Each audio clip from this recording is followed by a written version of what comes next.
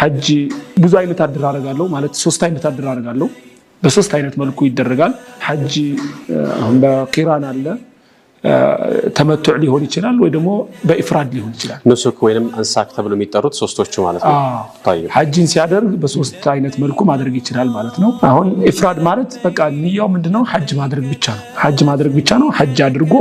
ይመለሳል በቂራን ከሆነ ሐጅ የሚያደርገው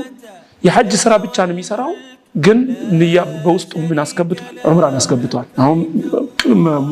ቂራን የሚሰራና ሙፍሪድ የሆነው አንድ ነው ስራቸው ይሄኛው ብቻ ምን ጨምሯል ቂራን የሚሰራው ሰው ዑምራን በንያ አስገብቷል ውስጡ ማለት ሙተመትዕ የሆነ ሰው ግን ምንድነው መጀመሪያ ዑምራን ነው የሚለይተው ዑምራን ይሰራል አሽሁር የሐጅ ወራቶች ውስጥ ያው በዱል ቂዕዳ ሊሆን ይችላል በዱል ሒጃም በየትኛውም ዑምራ ይሰራል ከዛ የሙተሪው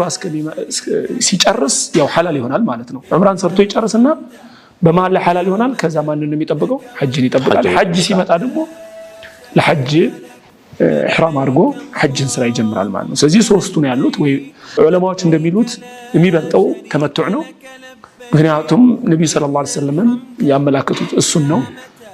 hatta ከዚህ ሌላ ነገር ነይቶ ቢሄድ እንኳን ቀይሮ ተመቱዕ አድርጎ እንትን ይላል ማለት ነው ስለዚህ የሚለዩት ሲሰሩ ቂራንና ሙፍሪድ